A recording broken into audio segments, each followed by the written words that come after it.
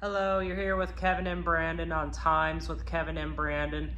This episode is going to pertain to my experiences with heroin addiction.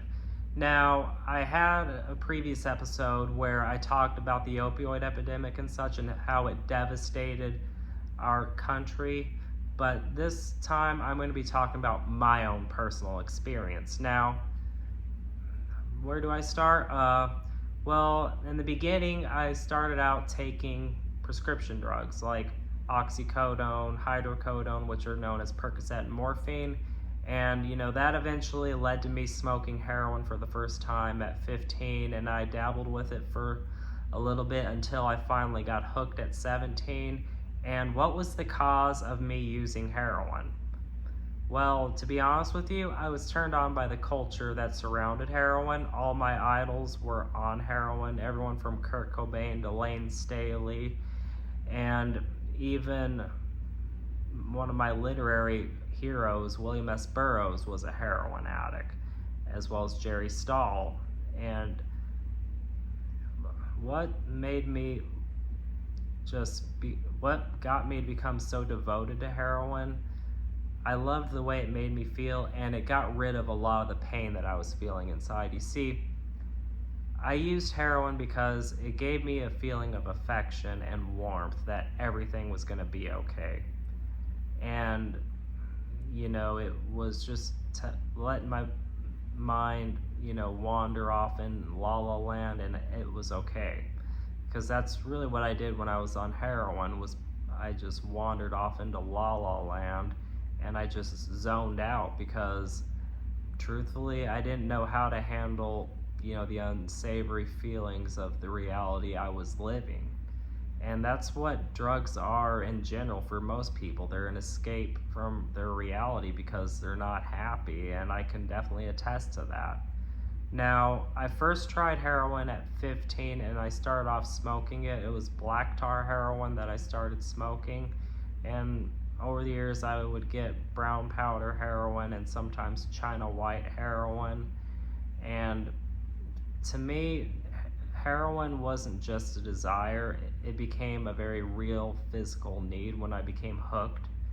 And to me, it was like a religion, and it was like a life that I was devoted to. To me, there was some sort of pride in being a junkie, and a lot of my self-worth and my value of life dwindled down tremendously. When I was 18, 19, I was attending college, and I had a bright future ahead of me, and I let that completely go because of my heroin addiction. I figured that it would come again and this and that, and I also did the same thing with the job that I had at that time. And when you're on heroin, nothing else matters. And that's the utter truth of it, is that nothing else matters. Because anything could be happening, like the worst things could be happening, and you could just sit there and zone out and not care. And that's how I was. And I was okay with that. I mean, I had been around plenty of unsavory characters that had robbed me, hurt me, and all sorts of stuff, and I didn't care because all I wanted was my heroin or my opiates, and that's the effect it had on me. And what really got me into heroin, well, I don't really like to reference this as much, but as I said, a lot of my idols were on heroin, such as Kurt Cobain, Lane Staley, and me being a musician, I figured that it would make me better in some way, shape, or form, and I really thought that, and it was really just ludicrous to think that, but at the time, I really believed that, and I wanted to be like my idols. And I was also fascinated by the 90s trend of heroin chic in films such as Trainspotting, Basketball Diaries, Pulp Fiction, and Permanent Midnight. And later in life, I even wrote a book called Coming from a Tainted Beauty based off of heroin chic, the controversial 90s trend. And this book is available on paperback and ebook on Amazon Kindle. It's called Coming from a Tainted Beauty. But back to the topic of my heroin addiction. It was something that was the hardest thing for me to overcome because heroin was like a lover to me. It was like a lover that I couldn't leave despite all the tragedies and everything that it entailed. 3 different times I had went into cardiac arrest, meaning my heart had stopped from me shooting too much heroin, and each time after I got out of the hospital, I copped some dope and I shot up again. So literally, it's like dying and going to get high right after. I mean, that's what heroin is like. And to give you a description of what the drug is like, personally, it's like you have this warm, serene feeling coming over you that everything is okay and, nothing else matters, as I mentioned before. And it's a feeling that's very seductive and it's very enticing.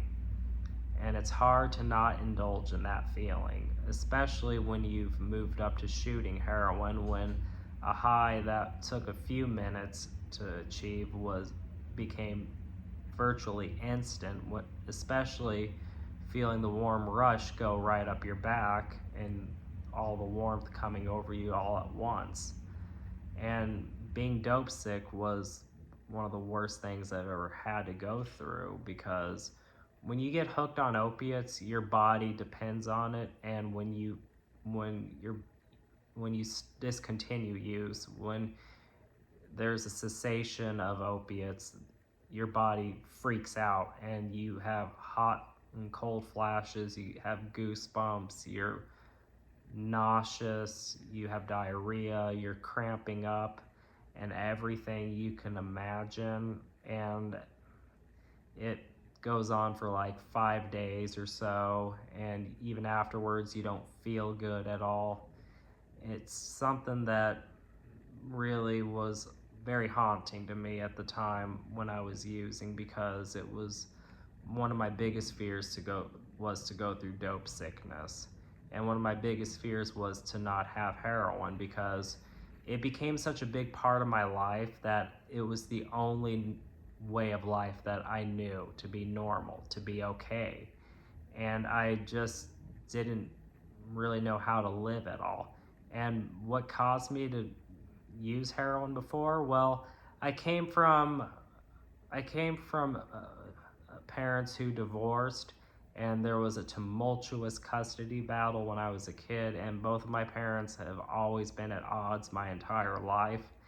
And a lot of that may have influenced me using opiates, because it healed the pain. And I felt connected to one parent while the other parent was trying to keep me away from them, and it caused a lot of confusion. And I'm not blaming anyone for my drug use. I take full accountability for it. And truthfully, I did know what I was getting myself into. I just didn't care. And that's just the crazy part about it. I mean, all these shows and stuff that show what it's like, people still use it. I mean, they still think that they're going to be exempted from it.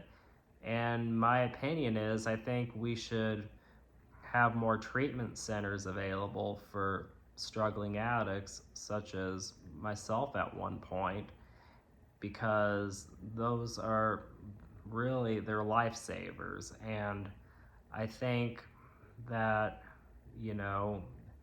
our society does kind of glamorize drug use in some ways. Well, back in the 90s for sure, with films like Pulp Fiction, Trainspotting, and Basketball Diaries.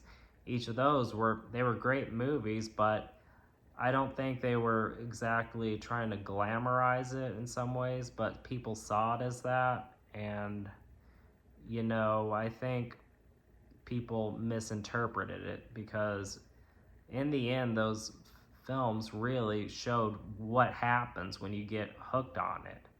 And so even that was kind of like a forewarning of what would happen, even though people were saying that it was glamorizing heroin use, but those films did show what happened at the end. And, and it's very accurate, you know. But when I was 19, I was at the worst. 19 through 22, I was at the worst with my heroin addiction. And I stopped finally at 23. And for 3 years, I stayed clean until I started taking Vicodin and stuff again. And in time, I started smoking heroin, which led to shooting it. And this time, it was when fentanyl was making a coming, and it became much more dangerous. And I would use on and off for the next 4 years until it was like I couldn't no longer live like this. It was just something that I couldn't take anymore.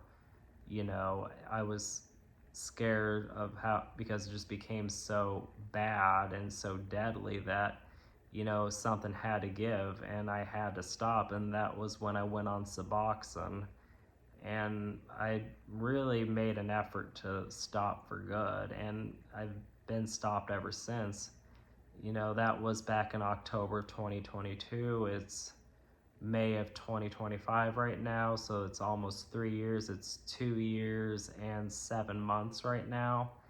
And it's been a ride because I've had to deal with a lot of things in life. I've had to go through some tough times, losing a job and such, but I managed to stay clean from all of it. And that is, the most beneficial thing of it all, and I do intend on staying clean. Right now, I'm on Sublocade, which is, to help with the cravings and such. And I haven't had a craving in a long time, and I intend on keeping it that way. And at first I was apprehensive about doing this episode because I really didn't want people to know about my past as a heroin user, but maybe I could help somebody have a sense of hope arise in them by hearing my story and how I was and how I got out of it eventually. And the way I got out of it was just like having no other option left. I didn't want to go on to a bitter end, and that's where I was headed, to a bitter end. And I had been through that charade so many times. And as I said, I started smoking heroin at 15 and I stopped at 30, so I virtually did it half of my life until I finally stopped. And it was a ride that was tough to get off of, and it wasn't something that I would recommend to anybody. And I'll just tell you this: if you're thinking about using heroin or whatever, I will say this: you may not survive it, because I barely survived it, and I don't know how I'm still alive. And that's all I got for this episode, pretty much. You're here on Times with Kevin and Brandon, and well, I hope you took something away from this episode. It was a pleasure doing it, but also it was hard, but I feel like I got out what I had to say. And well, have a good rest of your day or evening.